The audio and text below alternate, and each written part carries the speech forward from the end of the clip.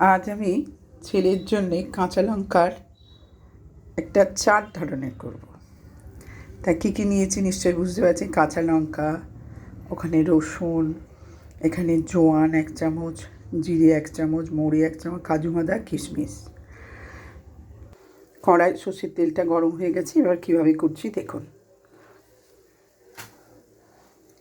কাঁচা লঙ্কাগুলো ভালো করে ভুজে নিয়েছি,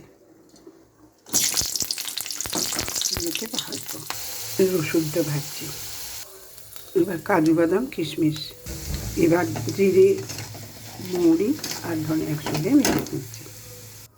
এবার এগুলো একত্রে পেস্ট করব। মাঝখানে একটু নুন দিয়েছিলাম। এই দেখুন একেবারে পেস্ট করে নিয়েছি।